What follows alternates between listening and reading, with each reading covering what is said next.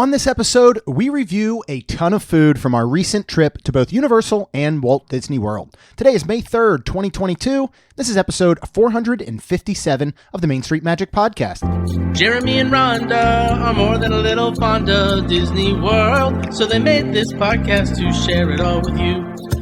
Reports and resorts, top 10 lists of all sorts. Main Street Magic's bringing it home for you. Hello and welcome to another episode of Main Street Magic. I'm your host, Jeremy Stein, and I am joined, as always, by my lovely wife, Rhonda. Hey, guys. Make sure you check us out on the web at mainstmagic.com, as well as follow on Facebook, Twitter, and Instagram at mainstmagic. If you've not done so already, head out to Facebook and search for the Main Street Magic community and ask to join. Then if you hit that subscribe button, you're going to get brand new episodes every Tuesday and Friday. So Lost Princess Apparel is bringing you magically themed clothing and accessories, including super comfy leggings and pop culture jerseys. Check out msmfriends.com to see all of their apparel, as well as check out our additional partners. And then finally, if you're getting ready to plan that next Disney or Universal vacation, maybe you're looking to go on a cruise or pretty much travel anywhere else in the world, head to mainstmagictravel.com and fill out a form for a free quote. Our travel services are completely free to you. All right, excited about today's episode because we're talking all about food. We ate a lot of really good food last weekend during the Main Street 16 Challenge weekend, and we're going to kind of run through some of the places that we hit up. First, just wanted to kind of give a little update on Mardi Gras at Universal, which did end on April 24th. Mm-hmm. But, you know, if people go back and listen to your review of the food that you tried, I did get an opportunity on our way down to stop by, try some of the same things. We tried some new things. So again, in preparation for next year's Mardi Gras, we'll kind of just run through a couple items. And we are going to start off actually with the Nashville hot chicken mac and cheese, which you raved about. Yes. And you were correct. This was delicious. In fact, that truck is still there currently. Mm-hmm. So if you are going to Universal here anytime soon, you still have an opportunity to try this. Super flavorful. The hot honey is the one that we did. It was so good. Really good creamy mac and cheese, good chunks of chicken, light breading on the outside. I thought everything you thought about it was accurate. So would highly suggest this. Yes. Next, we're going to move to the muffalata, which last year, 2021, was one of our favorite items that I think we did a couple times. Mm-hmm. What did we think of it this year, however? It just wasn't that great. It had a lot of bread to it, I think, is the main part. Once you took off one part of the bread, and I, took a couple of bites without that top bread, it was fantastic. Yeah, it was way off the meat to bread ratio, like you're saying. And so, if you took off one piece of it and almost ate it as an open face sandwich, then I think the meat to bread worked out fairly well. So I just remember the year before, it was absolute perfection. I feel like it was toasted the year before too. And it says on a toasted sesame bun, but it didn't seem toasted at all. It seemed just like regular soft bread. And when we were walking away, though, and I don't think I said something to you, I saw them preparing one for the person behind us, and they were putting it in the panini press. But ours, it seemed like maybe skipped that step. So I'm not sure what happened there. Next, we'll move on to New Orleans and Battery Park, where we had the crawfish and shrimp boil, Mardi Gras marshmallow pie, king cake, and a Category 5 punch. Crawfish and shrimp boil was interesting because they're pre-making these in these little bags, these little nets, right? And then they're bringing them out and they're cooking them at the station. Right. So they were out of crawfish boil. Mm-hmm. They were out of shrimp boil. Right. But they had crawfish and shrimp boil. Yes. And that's the one we wanted. So that was good. Which makes me feel, though, that they're not even preparing them in the back somewhere, that they're coming to them already in these bags from their distributor. Because otherwise, if they were preparing them, you could make a crawfish, you could make a shrimp, you could make a crawfish and shrimp. Right. You know what I mean? Yeah. So I thought that was interesting. What did you think of this? Because the crawfish and the shrimp were not the highlight of the boil, unfortunately. No, it was the potatoes, which were super good, and the corn was super good. It, unfortunately, because it is all cooked in the bag, and anybody that knows a boil, you start with your potatoes and your corn first. Yeah.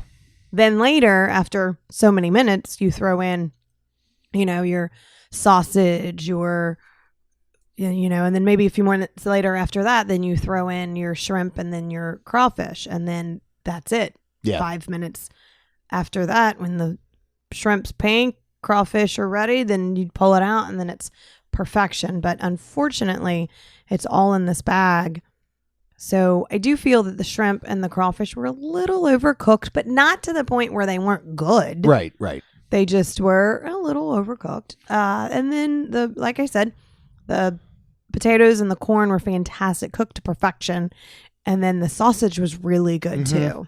Yeah, it had a nice snap on the sausage, and like you said, these are just you end up with overcooked crawfish and shrimp, and the sizing is so off. Like you have one crawfish that's a decent size, and then another one that looks like a little baby. Yeah, you know, and then same with the shrimp. Some were a bigger size, some were smaller. It just wasn't uniform. Right. But I would honestly get it again. You know, I mean, like again, the flavors were still there. Yeah, absolutely. So I thought that was done well. Yes, I would have gotten it again. How'd you like our two desserts, the marshmallow pie and the basically full-size king cake that we brought home and didn't even eat for until a week later, right? Yeah, we put it in the fridge because I wanted to bring it to the girls, and we just brought so many sweets home from that weekend. Goodness. It's way too much. Donuts and cookies and boy. That this was fine. And I asked the lady before I bought it, I was like, you know, will this last? You know, we're going straight back right after this. Basically, we're going straight back to our car that was parked in the garage, then headed straight to the hotel to put it in a cold room. Yeah. So she's like, yep, it'll be fine. So it was fantastic. In fact, we took a bite cold, and then we had a double whammy family night with our friends down the street. So we had dinner, and then we're like, well, let's put this in the microwave, or the oven. Yeah. Put it on a little warm just to kind of make it warm, because it's pretty much a cinnamon. It tastes like cinnamon a cinnamon roll, basically. It was delicious. It was. So really, really good. When you're considering that, again, this is one of those. I mean, it's $12.99 for a full size cake that will feed several people. So I think the price is really good. Has the little baby on top that you can go ahead and shove and hide in there, you know, prior and see who finds it. And this could have been a throwaway item in a sense of they could have just said, you know what, it's just whatever. It's this king cake. We are just selling it because it's Mardi Gras. Right. It could have not been that good. A week later, it was still delicious. So I was really glad about that. The marshmallow pie was your classic marshmallow pie. It's almost like a s'more in one bite. I grew up on marshmallow pies in my lunch every day, to the fact that my dad bought so many that I got so sick of them that I started giving them away every single day at lunch for like a year straight. Yeah. Because he would go to Costco and just buy in bulk until you were sick of an item. And then we would never get that item again. And then the category 5 punch was your perfect tropical, you know, beverage to wash all this stuff down, basically. And then finally, and honestly, the whole reason we're talking about, I think, Mardi Gras is for this last item, because I was not going to get it because you did not sell this item very well because you did not like it, which was the Creole crab beignets for $9.99. And these are Cajun brown sugar dusted beignets stuffed with creamy crab dip and scallions. You did not enjoy this at all. Correct. I was walking by and was like, well, I'm not getting those. You know, you said they were disgusting. And you said, you know what? Get them. Let's just see. Yeah, because just like Disney, sometimes they can have off days. It was a little rainy. It was just a different day. This was a beautiful day. And I was like, well, you know what? Let's just try. Best thing I had all day. Mm-hmm. They were absolutely delicious. When you were describing them, the things that I said I wish it was is what it ended up being. Yeah. And what it really came down to is it tasted like a really good creamy crab dip that you were dipping a baguette or bread into. But time, all in one bite. Right. And this time the beignets were more, I guess, I don't know if this is the correct word, but crunchy. Like more, they weren't too soft. Yeah. Which was really nice. I loved it. I absolutely loved it. It was really good. I took a bite and I thought it was. And you liked it better this time. I did. Yeah. It was what I wanted it to be. And I was so sad that I didn't think it was going to after you described it. Yeah. So we're going to move on though from Mardi Gras. We did want to throw that out there. And honestly, this is going to be kind of the bulk of the episode is going to be our return after many, many years, many changes, many updates, new chefs, new all kinds of stuff, menus, flying fish, located on the boardwalk. Mm-hmm. This has sustainable seafood, oak grilled steaks, and it's a contemporary American style restaurant right there on Disney's boardwalk. Rhonda, run through real quick a couple of our standard bullet points before we dive into our review of Flying Fish. Okay. Well, it's American seafood. It is fine/signature dining. Your discounts are annual pass holder. You do get 10% off that, or your Disney Visa card member, which is 10% off that. Of course, right now there are no dining plans, and dinner runs from 5 p.m. to 9:30 p.m. Yeah. So, and of course, with those discounts, that's off of food only, not Correct. of alcohol, as always. But yeah, so they're only opening for dinner. We had actually gone. And again, I want to say it's been 5 years or so. It was right after they refurbished the inside. Mm-hmm. And if you go way, way back, no, it couldn't have been. We've been only doing this show. No, we're doing this show for almost 5 years. So it probably was close to 5 years ago, 4 or 5 years ago that we went.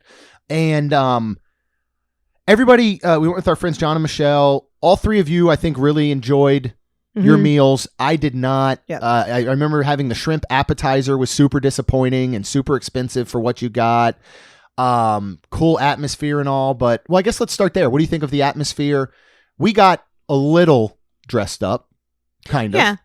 It's a fine signature restaurant. Yeah, I wore my little dress, a little The Beauty bell? and the Yeah. Beast dress. Yeah, super cute. I gotta think it from Hot Topic or Kohl's. one of those. Yeah, it was either Hot Topic or Kohl's. One It's of those. I adorable, love, though. and I love that they sell the Disney stuff because Yeah. I did not get it from Disney, but it's super fun, short, cool to wear when, the hot summer months. So yeah, and then Jeremy wore, collared shirt. Yeah, I had nice shorts and a polo and so a little bit fancy. But of course you don't have to. But Right. we've always said, I think these are the types of places where if you're coming straight from a park day and you're in your park attire, that's perfectly fine. Mm-hmm. If you are going back to your room, it's fun to maybe get a little bit dressed Absolutely. up. So yeah, but what do you think of the overall atmosphere? We often talk about places that are fancy, Yeah. to us.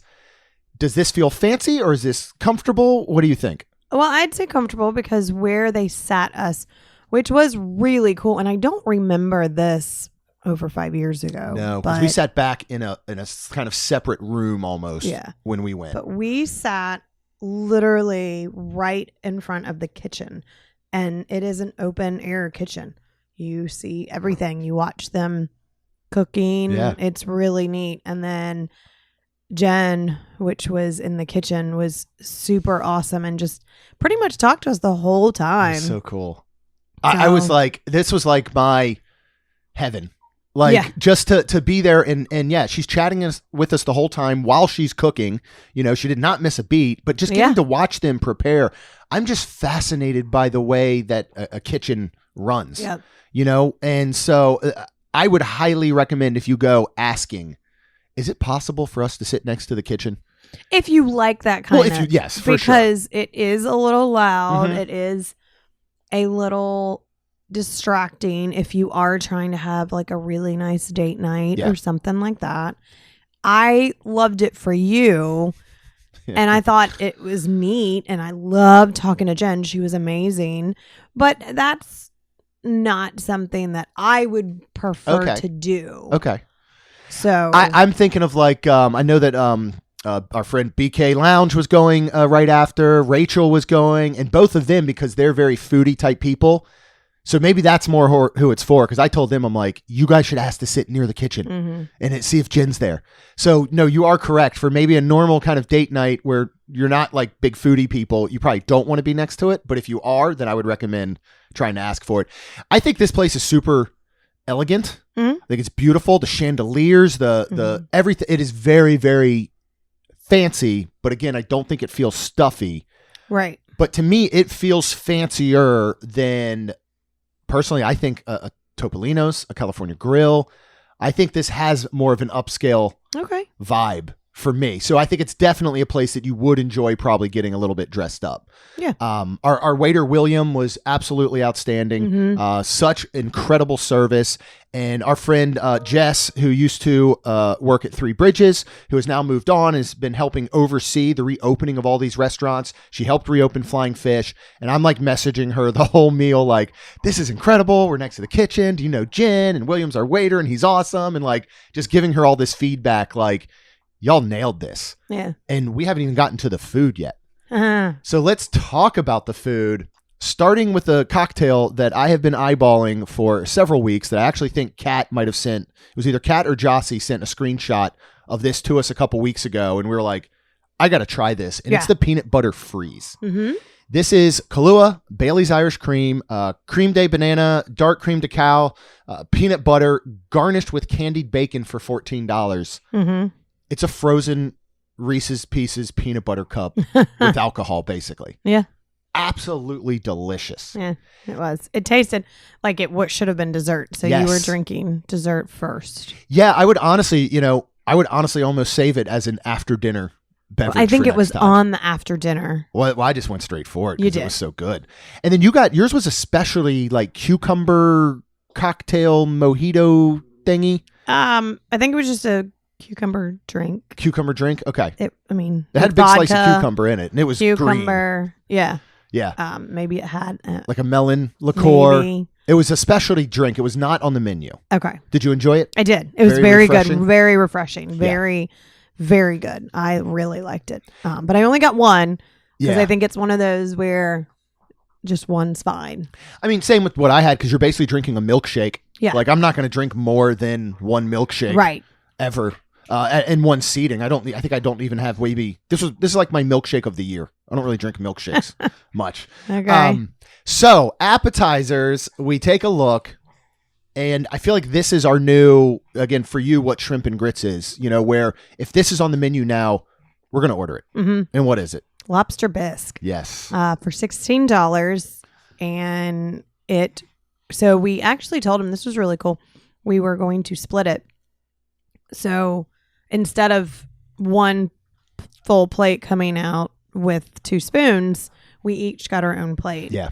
And it was fantastic. I mean, this was so good that, of course, then I was like, oh, I might have to get one to go in a coffee cup. And of course we did. Yep. That is our thing now. When I was posting the photos of the food, especially on Instagram, we had a couple responses that were like, yeah, but did you get one to go in a coffee cup? And I'm like, we sure did. Absolutely. I was even messaging that to Jess and she was just laughing. I'm like, it's our thing now. It's what we do.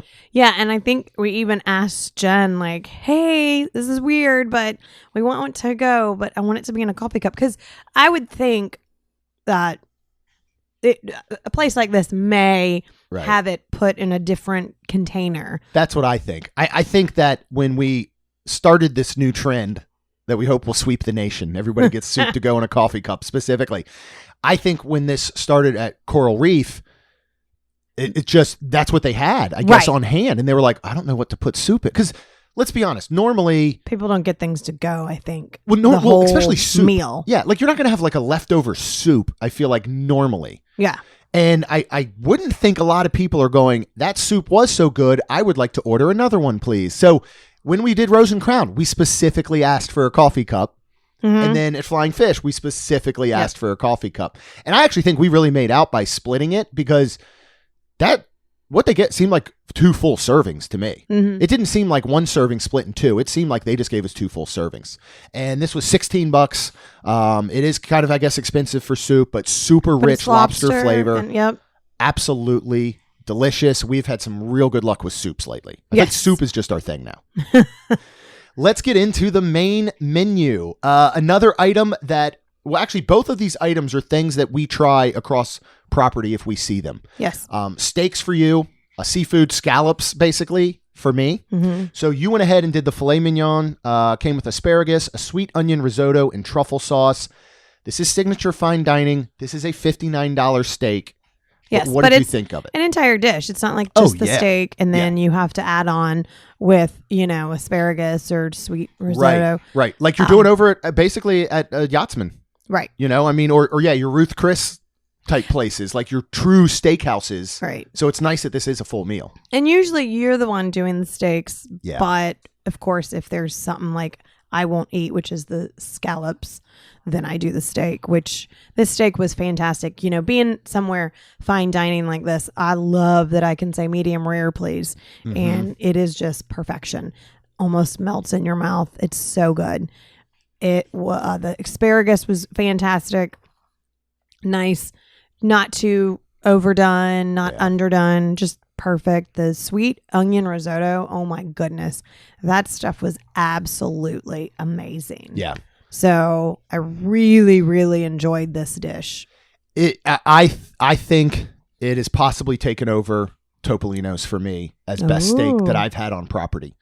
I would probably now go this number 1. I'd probably go Topolino's number 2. California Grill would come in at number 3. Okay. Narcoossee's number 4, and then probably put Yachtsman at number 5. We have not done Le Cellier. I know Correct. that's one we have to get to see how that steak is, but this was unbelievable. It was so good. Like you said, melt in your mouth, this incredible flavor, that good sear on the outside that gives you that little bit of kind of crust and crunch, perfectly seasoned. As you said, asparagus was perfectly cooked. Asparagus is a tough one. Yeah, it's usually either undercooked or it's overcooked and it gets stringy. Mm-hmm. And this was not. You know, this is one that you could basically still take the side of your fork and kind of cut through it and eat it. And yeah, risotto, everything about this dish was just absolutely fabulous, to the point that like I kind of wish that I had gotten it because I just had a bite. But my scallops, the plancha seared scallops with savory grits, sweet corn, and peppadew emulsion for $49. These are the best scallops I've had on property. They were good size. Yeah, they were really good size. Quite a bit of them, right? Yeah. Yeah, I think there were half a dozen or so. And yeah, good, big, plump, juicy scallops, perfectly cooked. If you say, all right, here is a level that the scallop needs to be cooked to not have any sort of rareness to it, they hit that to absolute perfection. Awesome. To the point where it's almost like it's cooked. I don't know how to explain it. It's just literally at the degree it has to be done. Nice. And nice sear on the outside, so juicy and tender on the inside. The grits were outstanding with the sweet corn and all. The grits were. I enjoyed that. So I took a bite of that. Yes, yeah, and we know you're the grit queen. So if you approve of them, they were very good. I loved this. I mean, and then, you know, we'll get into dessert. We ordered the 50th celebration Midnight Lemon, which is fresh berries, a crispy meringue, and sweet lemon for $12. They also brought us a separate, like, chocolate mousse style dessert with happy anniversary written in chocolate on it as a little surprise. Yes, that was super cute. These also super light and refreshing. Oh, the 50th lemon was so good. It was just refreshing, like you said. I don't consider myself like a lemon flavored person. Oh, you know what I mean? It, yeah. But I absolutely love it in desserts now. Yeah. That citrus, you know, going back to Citricos when we had that Florida sunshine, you know, kind of cheesecake thingy, flan, whatever, it was so good. I love that citrus. And it's such a refreshing end to a meal. So super blown away by Flying Fish. I'll be honest. I know that a lot of things have changed. I know they've changed menus. I know they've got, you know, new proprietors and a chef and all that type of stuff.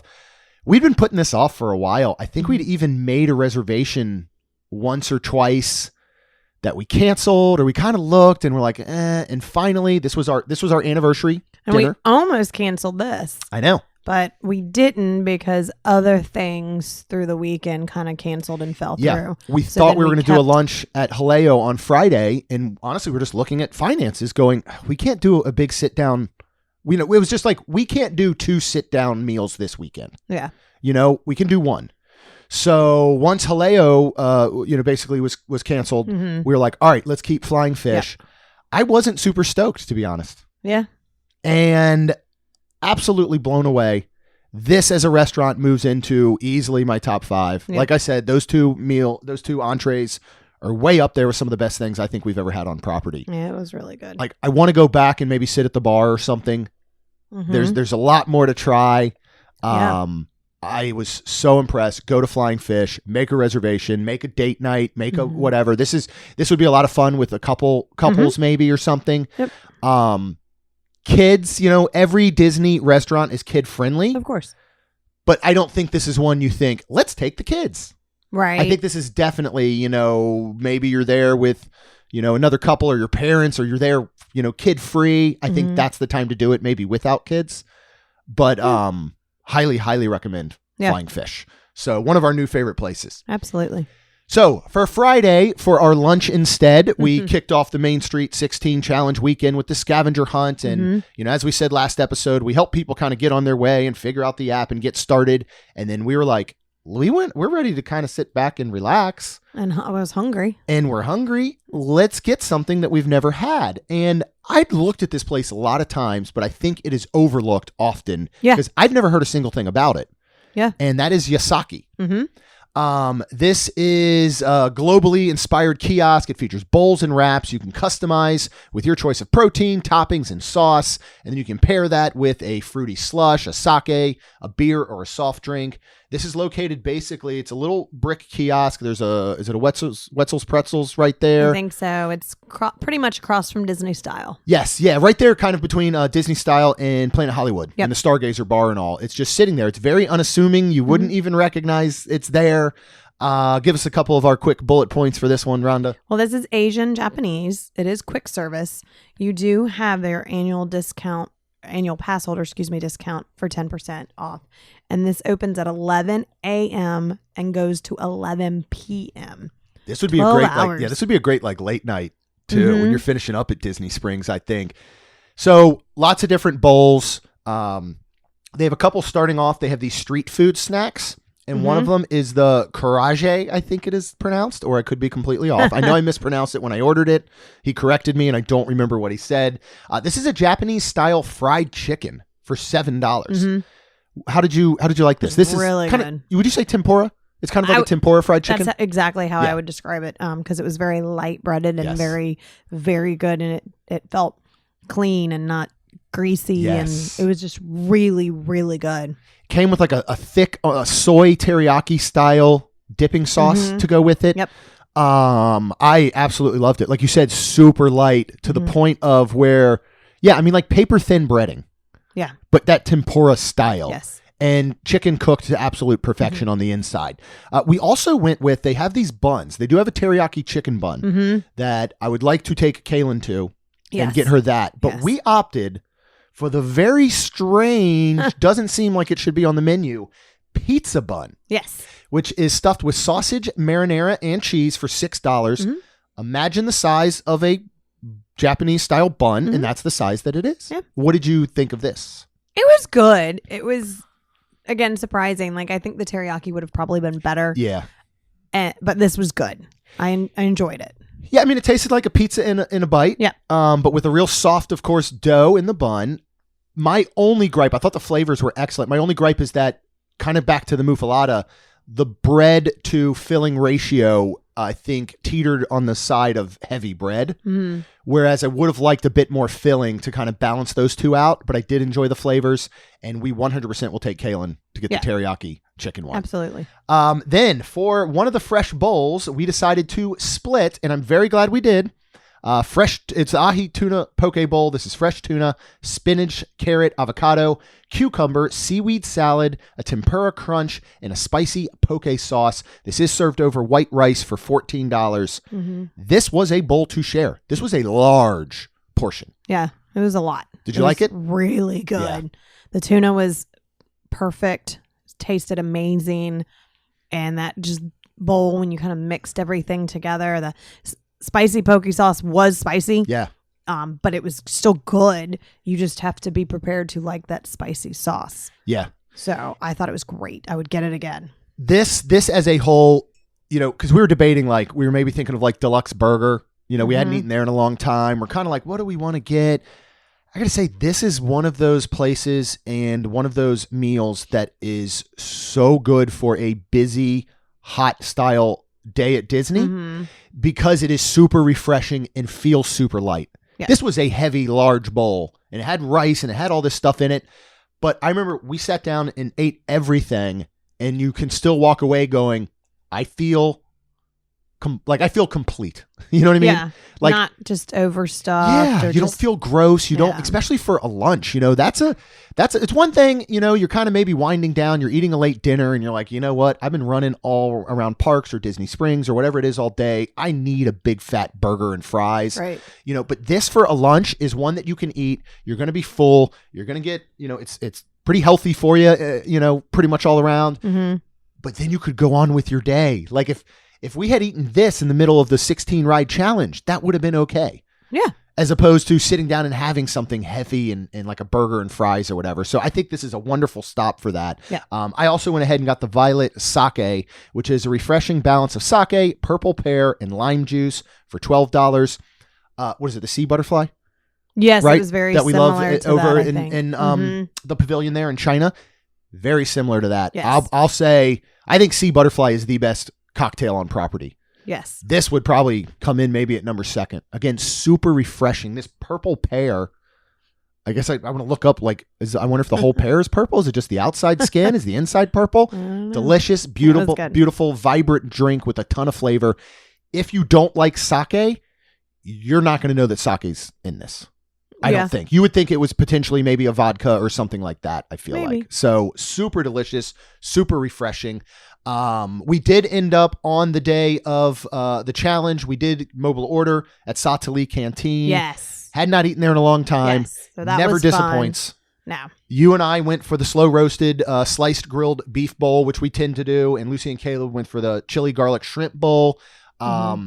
As we've said in the past, and we won't spend a lot of time on this one because everybody knows how good Satu'li Canteen is. Yeah, I think it's still the best quick service on property. And as I said, I think a couple weeks ago, you could eat here. You could go for 2 weeks. You're coming from the UK. You could come for 2 weeks. Right. Okay. And you could pop over to Supposedly. Animal Kingdom after 2 p.m. every single day, I think, and create a different dish based on You've said this your before, proteins. and I don't think you can. I got to figure out, there's got to be something I can plug the numbers into to see how many different combinations come out. Because you have chicken, beef, or shrimp. Mm-hmm. Or you could do a combination of beef and chicken. And there's tofu too. And there's a tofu, correct. So you've got basically 4 different proteins you could choose from. Mm-hmm. You have, I think, 4 different bases as far as like a rice, a noodle, the hash, stuff like that. You've got 3 or 4 different sauces. So I really think you could create so many different items if you switch it up every time. But Satu'li is the go-to. I've missed it. I'm so glad that we stopped. Yeah, it was good. Again, here we are on our 3rd park. We've been running ourselves ragged all day. We've got a big night ahead of us. This is something you can get that is filling without making you feel full or gross once you're done. So I think that's super, and it's large super enough important. to split, which we did. Yes, especially if you do the combo bowl. Yeah. Of the chicken, and that chicken. I know we didn't get it, but that chicken is so good. Rhonda, I'm going to let you take over and talk a little bit about Gideons that you now force me to go to every time. And we bring home way too many sweets and cookies. Yep. I work from home. I've got to walk by these cookies all day, every day. And it is near impossible to not take several bites throughout the day, even though I do not want to. Yeah. Well, talk about they're Gideons. amazing. Well, it's so funny because honestly, I got to give all the credit to Rachel because we had never gone, and every time the line honestly just looks so long, and I'm like, I don't want to stand in that line to wait for it. So she was actually going and picking some up. So she was like, what do y'all want? And I was like, oh, okay.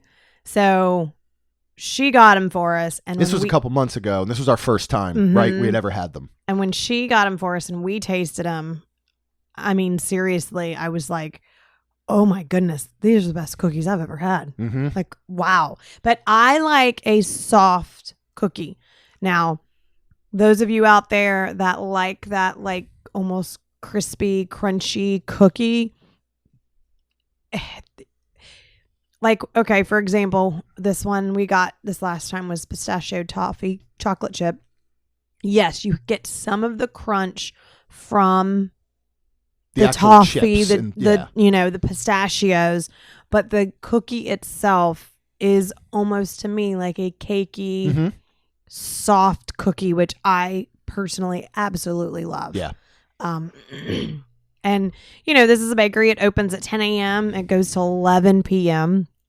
and your prices are about $14.99 and under. And usually the $14.99 is probably the cakes. Yeah. You got, I think they're $6 per cookie. I think so. I think it was 5 or 6 per cookie. Something like that. And then they usually have one of the month. Mm-hmm. And they have a morning coffee cake cookie and a evening coffee cake cookie, which usually that is more of like a chocolate. This morning one we got because we were there early, and they already, so I guess it was very busy at Disney Springs that day. Yeah. And when it is, excuse me, they will immediately, once the line gets to a certain point, they will put a virtual queue out there. Which is the way to go, which honestly. We love it. So we went up there and got our name in the virtual queue, and she said it'd probably be about 40 minutes. Mm-hmm. And that's when we headed over to Everglazed, and then literally it was hysterical because we were there and it said we could come back. So I'm like texting Rachel, like, what do I do?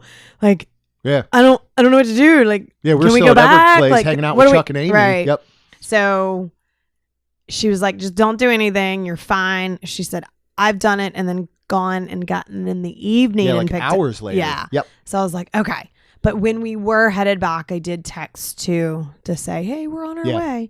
And then you do have to stand in the long line. I'm going to air quote, because I mean, it takes about 20 minutes ish, give or take. Yeah. Depending on what the people want. They know if they want in front of us and how long it takes. I mean, once you get in, basically, I mean, they move you through quick because it's not like a walk. It's not like a walk in if you've not been inside, and highly recommend you do, even just to get one cookie cool. and just to see inside. Yeah.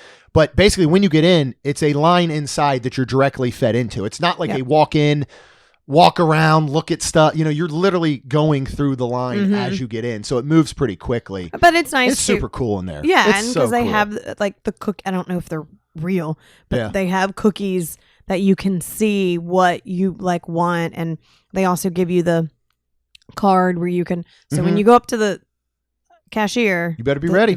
That's what I feel like. But so I was ready, and I was like, all right, I want the peanut butter crunch. I want the original chocolate chip. We got the morning coffee cake, which I was super excited about because Kaylin doesn't like all these like chocolates and things. So, and then we got the pistachio toffee chocolate chip. And I mean, first of all, they're fantastic. But that morning coffee cake, she absolutely loved. Yeah. I took a couple of bites. Lacey took a bite.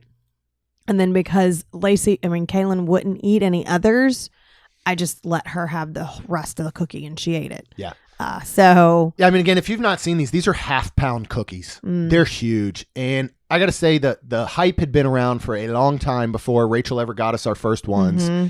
And I was skeptic. I just thought, okay, there is zero chance that the hype that has now been created around this place is going to live up to it. It'd be one thing if it just opened and I never heard of it and walked in and whatever, but the hype is so real.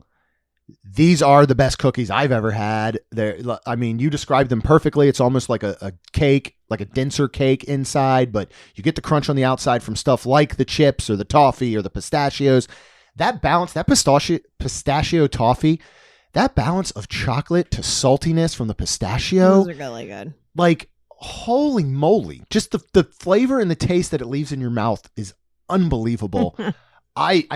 This place lives up to every single hype for me personally. Yeah. I'm not saying it will for everyone, because again, if you go in and you like a crunchy cookie or something, and they're not warm. It's not like you're getting a warm cookie. Right. You could certainly zap it in the microwave for a little bit. Correct. I don't think you need to. Right. And you can freeze these. Yes. That is what Rachel has done multiple times when she gets quite a few of them. We have yet to do that. Because there's never been any left. Because we eat them. And it I is want perfect. to do that. Yeah, but it is so perfect. And literally what I would do is all last week, I would eat lunch and then I would literally take a cookie out and take one bite. And that was it. Yep. And that was perfect for me. Mm-hmm. And I don't want any more than that. I'm never going to sit down and eat this entire cookie in one sitting. I don't know if people do. But maybe they do. It is one of those things where if they do, I don't know how you wouldn't feel almost like, ugh, I know, that's what I think. Because there's it's a half pound. It is. And it is fun to split with a bunch of people.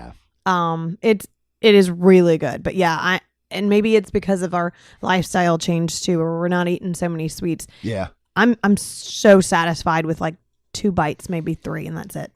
Yeah, I am too. And not giant bites, like a just nice little small bite. Yeah. Well, not only did we bring home these 4 half-pound cookies, we also that morning went to the WDW radio meetup with Lou Mangello. Chuck and Amy, our new friends, were there, so we got to hang out with them. But he was having a meetup at Everglazed, and we thought, let's shoot over, let's say hi to Lou, kind of wrap out this weekend with a little trip to Disney Springs. So went ahead and went over there. Rhonda, well, first let's talk about the breakfast Sammy that we had before and wanted to get again. This is 2 eggs, American cheese, and your choice of bacon or sausage. We went with bacon. This is $10. I think that's a decent price, though. We actually split it. Yeah. But this is made for one. When you're talking about like the cookies, or when we go to talk about the donuts, because they're super sweet and loaded with toppings, I feel like they're all very splittable. This isn't necessarily a splittable sandwich, but again, with the way that we're eating now and the way we've changed some things in our lifestyle, we're splitting things like this. Yeah. What do you think of these breakfast sandwiches?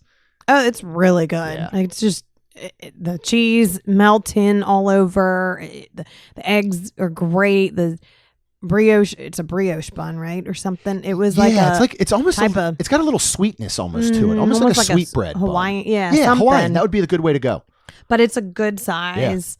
Yeah. It's really, really good. I enjoyed it. This is a absolutely delicious sandwich, breakfast sandwich. Probably one of my favorites. To get on property. I wish that there would be something like this available in all of your quick service hotels. At the food courts and all. Is this exact sandwich just wrapped and ready to roll would be really good. Talk about some donuts, Rhonda, because you thought I will get 4 donuts and take them home to the girls. Yes, I did. And we did. So of course I got Kaylin just the classic glazed. Lacey, anytime we, go to Dunkin', both of them are doing a classic glazed and a strawberry iced with sprinkles. Yeah. So I did those 2 for the girls. And then they had a s'mores galore. And this was a chocolate iced donut, marshmallow fluff, a giant toasted marshmallow, and crushed graham crackers. Or it was actually golden grahams. Golden graham. Yeah, it was actually the cereal sprinkled on top. Yeah. But this was, first of all, beautiful, very Instagram worthy. Yeah. And we tasted it and had some, and it was fantastic. I actually liked the marshmallow fluff. So let's see. So when we first took a bite, you kind of got the outside / so then I kind of dug into like the donut and the middle, and that bite, with the chocolate, the marshmallow fluff, some of the graham crackers, and the donut itself, it was awesome. Yeah, for this one, the flavors were so good. Tasted like a s'more with the donut. I mean, it's exactly as described. The only issue with ours is if you're going to get this, eat it there. Yeah, because we brought it home, and so by the time we went to eat it, the actual golden graham cereal, they weren't crunchy anymore. Nope. And I missed that crunch. Yeah. But flavors were outstanding. Yeah. And then what's the specialty one we got with the great name? Yeah, they had it's called the Nifty 50, and it's lavender colored vanilla icing topped with buttercream frosting and sprinkles topped with an edible 50th sweet paper disc. And I really liked the look and the description of it because it's more, again, air quote, like plain. Yeah. And sometimes I like that. Mm-hmm. So we got that, and it was just fantastic. Great taste, great donut, and just nice and on the more plain side. Yeah, which, I mean, honestly, I think you need sometimes. You're looking at these, like that s'more donut is just loaded with stuff where it almost borders on over the top. Mm-hmm. Like, again, that's a splittable donut. Yeah. Whereas I think you could take out the entire Nifty 50 yourself and not feel like you had too much sweetness, maybe. But, these donuts run $4.75 for the classics, $5.75 for what they're calling the funky bunch, which are these kind of real, like, exotic, crazy donuts. Again, seems like a lot for a donut, but, much like, to my surprise, Voodoo Donuts over at City Walk, it's another one of those, like I said about Gideons. You're kind of thinking, all right, man, they're donuts. What's the hype? Yeah. and they live up to it. You know, this is not walking into Dunkin' Donuts, which are fine. I'm not a big donut guy. Yeah. This makes me a donut guy. Yeah. Absolutely love them. I think this is a wonderful breakfast spot. They actually do have, we'll have to do one time, they do have the spicy like chicken donut sandwich that we'll still have to try, but they absolutely love Everglazed. They also do cold brews and coffees. Yeah. All kind. They even make their own milks. Yeah. Which is kind of cool sounding. It's got that wonderful outside area that you can go sit and relax. I mean, it was a beautiful morning when we were out there. We ate on a trash can, but. Right. Well, we actually got Starbucks before. And then Amy and Chuck got a cold brew and coffee, and they both said it was very good. So the next time we do go, I think we are going to go ahead and forgo We did something Starbucks. the first time, I think. We did get some sort of beverage the time we went. The first time we ever went with the girls, something iced. Yeah. I don't know that it was a cold brew, but it was some sort of iced something, but very, very good. Man, we ate a lot of great stuff that weekend. Yeah. And I love the fact that, again, Flying Fish was our only sit down. The rest are like kind of quick service and, you know, again, a Gideons and stuff like that. It was super good. Everything. We were so impressed. And Flying Fish, that's going to be the one now that you guys are going to get sick of hearing me talk about. Oh, my goodness. Flying Fish. But I definitely want to get back there sometime soon. Maybe we can stop at the bar with Kat and Michael when we go in 2 weeks or something and grab a little something. Because I'd do that peanut butter freeze again. And get lobster bisque and a peanut butter freeze. Okay. Call it a day. Okay. Well, guys, thanks so much for listening. If you have dined at any of these locations, of course, we would love to hear your thoughts, what you had. Did you like it? Did you not like it? If you've not dined at these locations, go ahead and check them out and let us know what you think. You can do that all over social at Main ST Magic or the Main Street Magic community on Facebook. As long as you're out there, hit that subscribe button. You get those brand new episodes every Tuesday and Friday. And of course, we would be so thankful if you leave us a rating and review. Because it'll help our show grow. That's all we've got. We'll see you real soon. Jeremy and Rhonda are more than a little fond of Disney World, so they made this podcast to share it all with you. Reports and resorts, top 10 lists of all sorts. Main Street Magic's bringing it home for you.